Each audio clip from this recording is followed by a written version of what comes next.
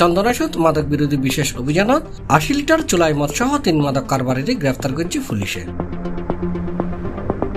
জুনের ১৪ তারিখ শনিবার দিবাগত রাত ৩টার দিকে উত্তর জোয়ারা ৫ নম্বর ওয়ার্ডত তারারে গ্রেফতার করা হয়। চন্দনাইশ থানার ভারপ্রাপ্ত কর্মকর্তা নুরুজ্জামান বিষয় নিশ্চিত করেছে।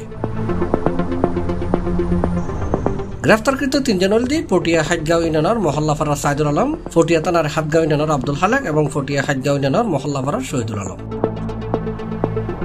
এই বিষয়ে ওসি নুরুজ্জামান হই গোপন সংবাদের ভিত্তিতে এসআই শাহিন আলম সঙ্গী অফিসার ও কোর্সের সহায়তায় জোয়ার ইউনিয়নের ৫ নং ওয়ার্ডের হতে ৮০ লিটার চুলাই মদ পরিবহনে ব্যবহৃত সিএনজি সহ ৩ জন লোককে জনগণের সহায়তায় আটক করে। এই বিষয়ে তিনি এজাহার দায়ের করলে নিয়মিত মামলা রুজু হয়, তাদেরকে মাদক মামলায় বিজ্ঞ আদালতে সোপর্দ করা হয়েছে।